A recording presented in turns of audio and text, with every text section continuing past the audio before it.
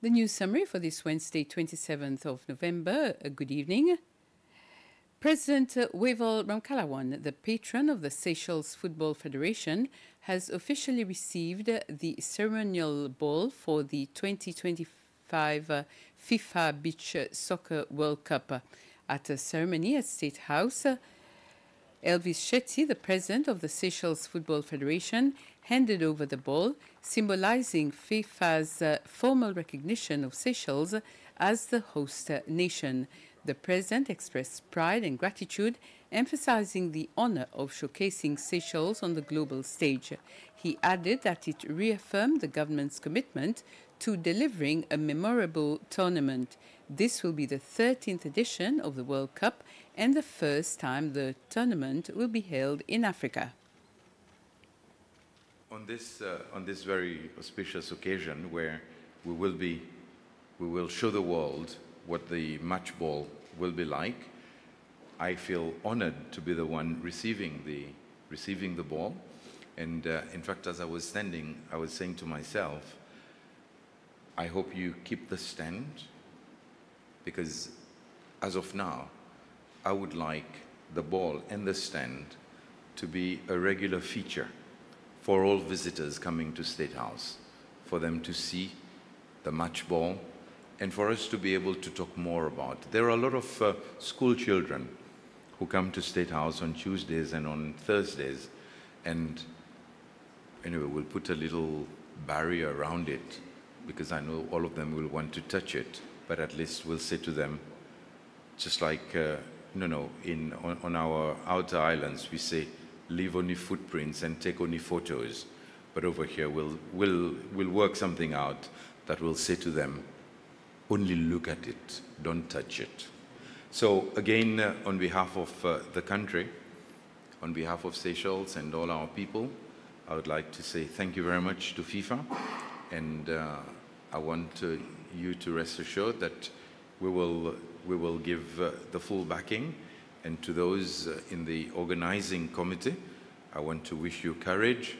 We've had a couple of meetings where you've explained certain things to me, certain challenges, and I want you once again to rest assured of the full support. So thank you very much, and let's enjoy the moment.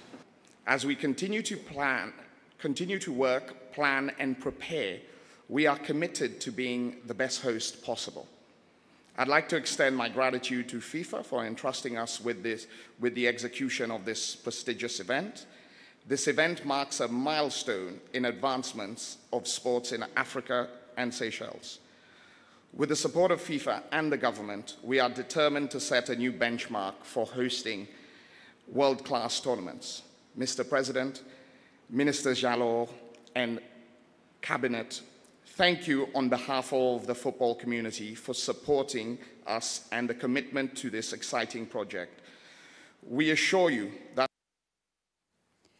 the National Assembly has approved by a large majority the budget of the Ministry of Finance, National Planning and Trade, that of the Financial Intelligence Unit, FIU, and the budget of the Public Enterprise Monitoring Commission, PEMC.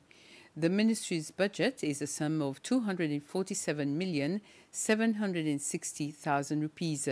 Minister Nadir says the sum is an increase of 98.4 million rupees compared to this year's revised budget. The three departments under the ministry, that of Finance, of National Planning and of Trade, will have its own budget. FIU's budget for next year is a sum of 30,904,000 rupees, and for PEMC 12,639,000 rupees. The National Tender Board's budget for next year has been reduced by 298,000 rupees.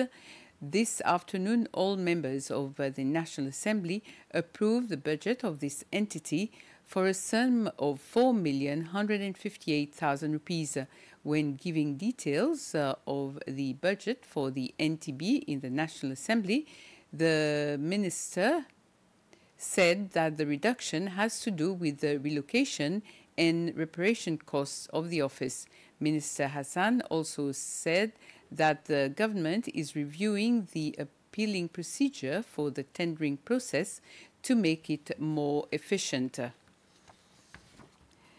The Red Cross Society is collecting data from various agencies that work with emergency situations to assess the effectiveness of early warning systems during floods. The project aims to enhance public safety, reduce costs during such disasters, and mitigate the psychological impact and stress on affected individuals. The workshop was held at the Savoy Hotel, where the Chief Disaster Risk Management Officer, Daniel Setoup, emphasized the significant role of collaboration between organizations in improving disaster response. How do we work together in order to anticipate if this amount of rain is coming down, what will be the impact? So we're moving towards impact-based forecasting. The RMD is setting up quite a few number of programs in order for us to achieve that, and the collaboration and coordination between all entities is something that we've been pushing for quite a while. We do understand that, yes, you have your mandates, but in order for you to deliver on your mandates, you still have to be prepared for any response. What lessons have we learned from past events, and how we can build on that in order for us to have proper foresight of what could happen, and not looking at only government or big factories, factories and processing plants and so on, but looking at how the community can prepare themselves prior to something happening, and having these triggers in order to anticipate where the problem might happen so that they have certain actions to the start. Okay, so this is basically what we're looking at. Bioexperts from Seychelles and Kenya are participating in the National Biological Risk Assessment and Scenario Development Workshop. The participants of the workshop are expected to effectively utilize the National Biological Risk Assessment tool to identify potential emerging biological threats and risks on a short and medium-term scale, as well as to design reasonable worst-case chemical, biological, radiological, and nuclear scenarios using the NBRA tool. The workshop is part of the CBRN Project 99, strengthening biosafety and biosecurity capabilities in East and Central Africa. The Disaster Risk Management Division, in partnership with the European Union Chemical, Biological, Radiological and Nuclear Center of Excellence, through the expertise of France, is organizing this 5-day workshop, which is taking place at the Savoy Resort at Beauvallon. In this workshop, the experts of the Kenya and Seychelles, they're actually going to look in the coming 5 years for the country, what are the major biological outbreaks or other incidents that could happen.